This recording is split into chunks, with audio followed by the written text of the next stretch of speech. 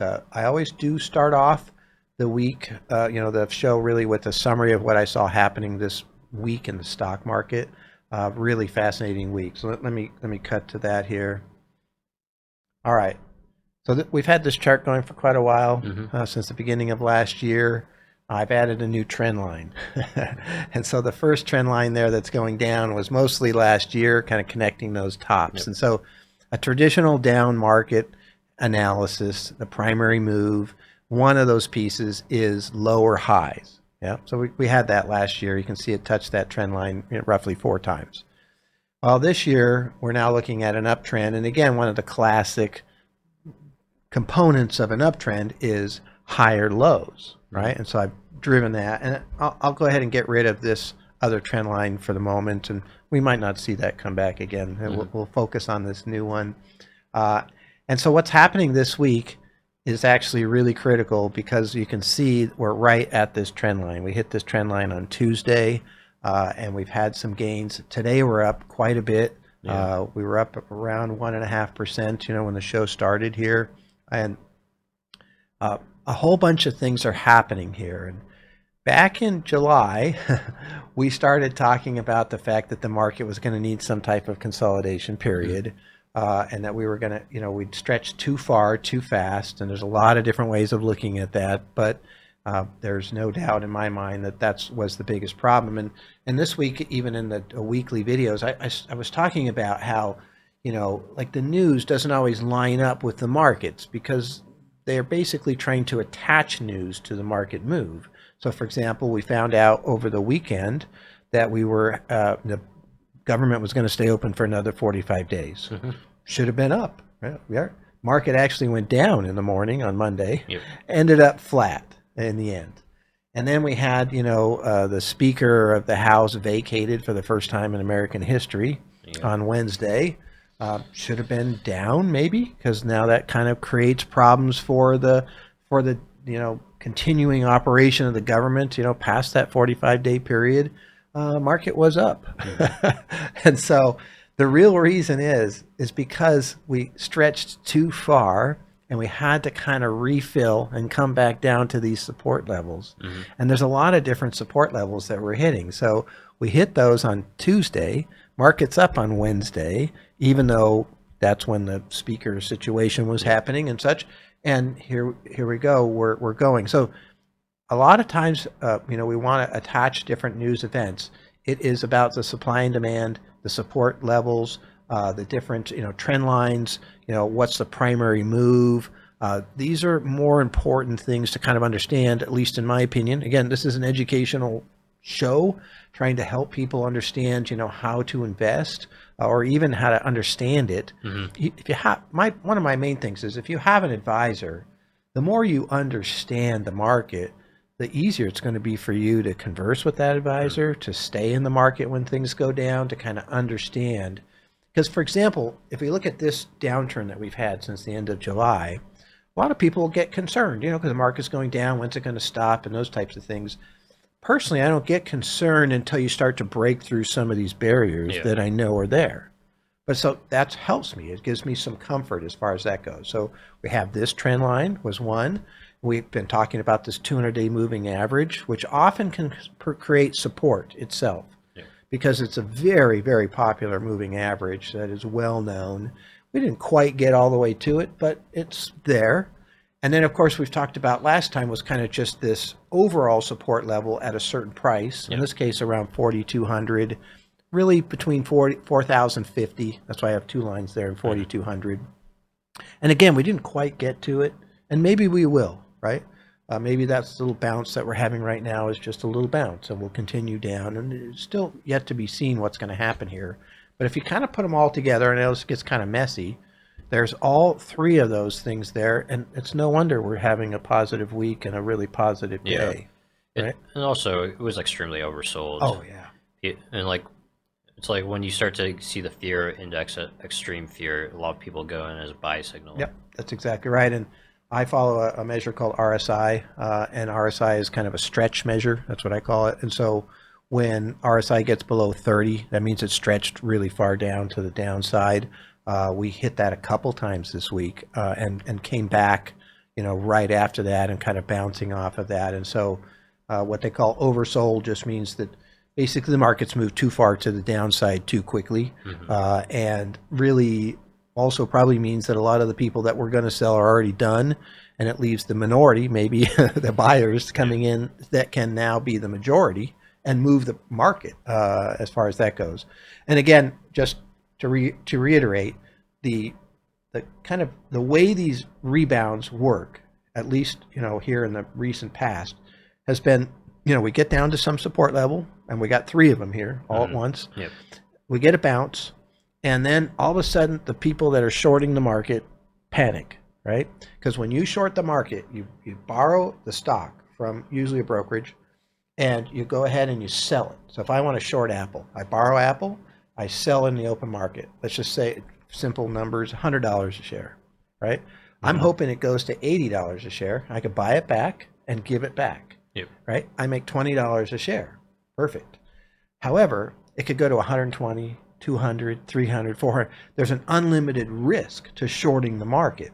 And you can cover those with different options. There's all kinds of different things that happen. But generally speaking, you can get a panic buying scenario when there's a lot of short interest in the market.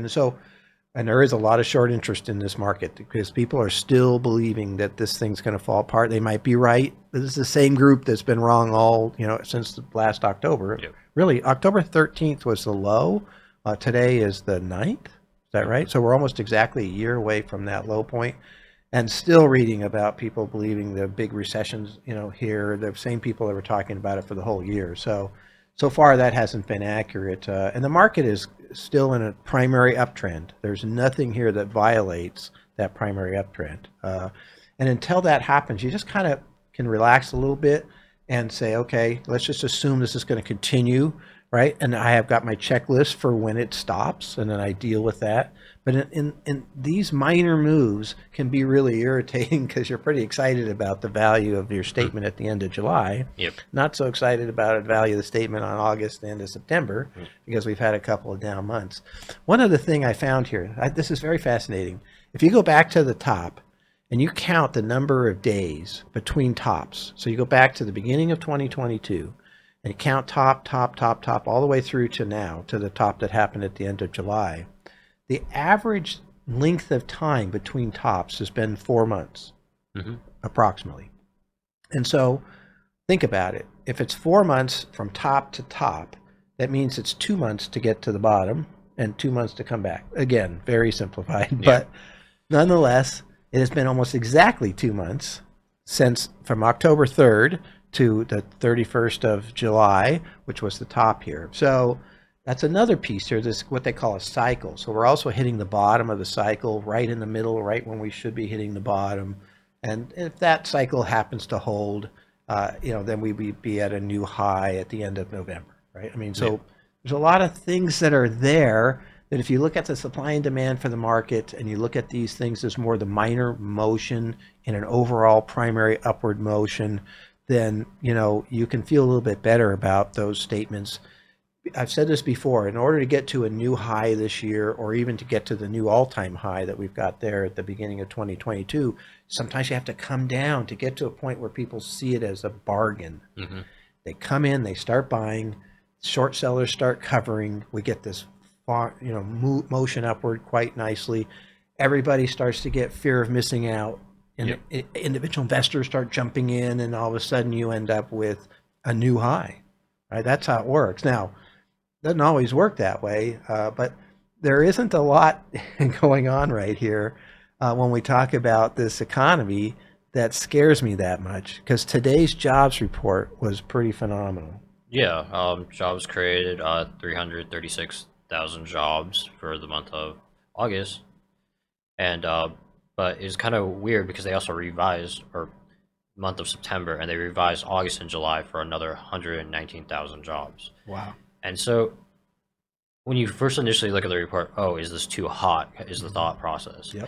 But we saw wage growth only come in at 0.2, and like the annualized wage growth for the last 12 months is only 4.2, which is lower than the previous month. Yeah, exactly. So the market dropped right away in the morning, almost 1%. And because the jobs report was so high, it was, supposed to be 170,000 new jobs. It was 336,000, almost doubled. And but then when you looked at it, you realized a couple things, in my opinion. Number one, it was mostly in the areas where we have the biggest problem with jobs right now, which is kind of the leisure, entertainment, hospitality. And, it's a little bit seasonal too, honestly. So some of that stuff's probably because of the summer and the time of the year. But nonetheless, the wage growth was only 0.2% for the month. If that happens to continue for the next 12 months, that's 2.4% wage growth, which was well below average. Yeah. And so they're able to create a whole bunch of new jobs without having to increase wages dramatically. And what that does is it gives some room for less inflation, because if you're a restaurant and you're packed constantly and you have lines out the door and such because you can't get enough people to work in that restaurant, you can start to charge higher prices because you can. Yep. If you can get more people in, you can serve more. You probably make more revenue in total.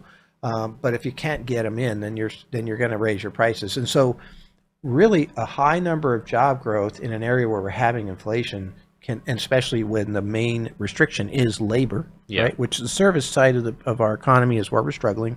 There's more, labor needed, right? So if we create more jobs, that helps with that inflationary situation. And I've been saying that every time we had this. Last time we had a big blowout like this was in January, and we ended up with a big run in the end, right? But that day it was down. And I remember thinking it doesn't make sense.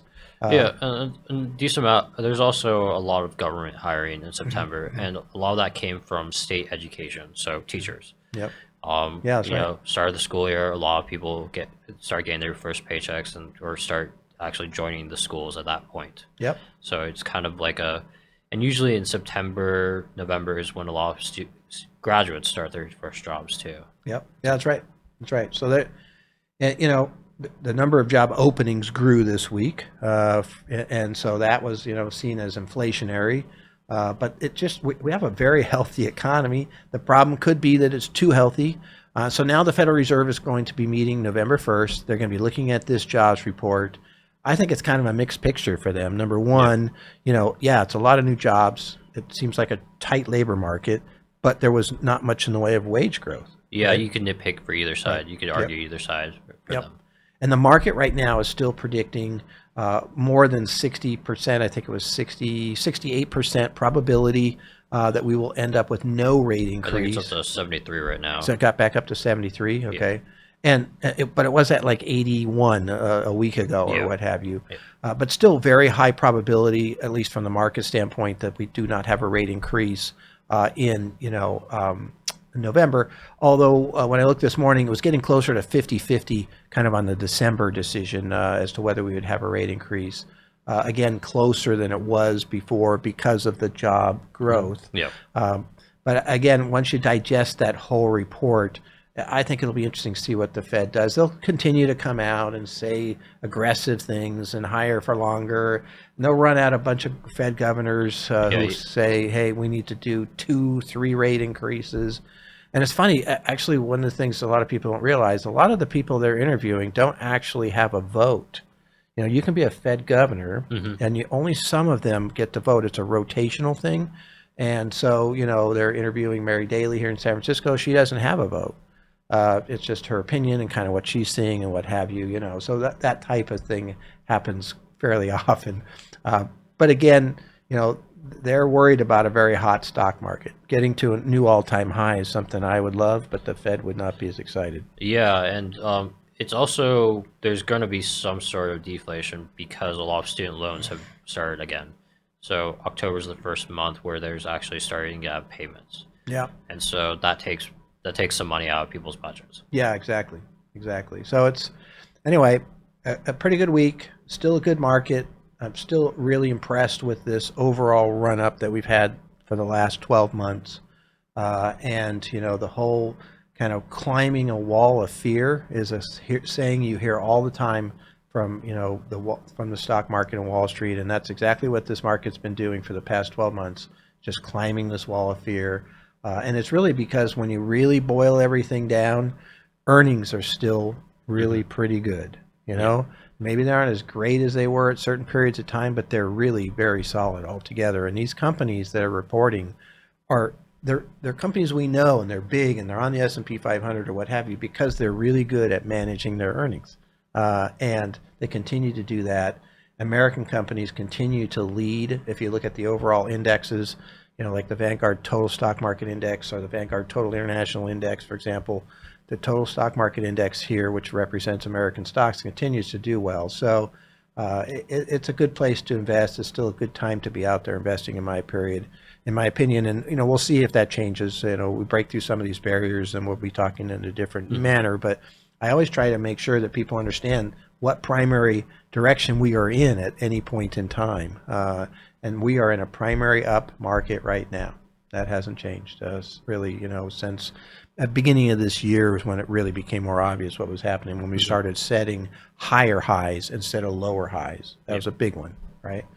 So anyway, that's what's happening. I want to thank you very much for, you know, listening to the summary, and look forward to talking about it again next week.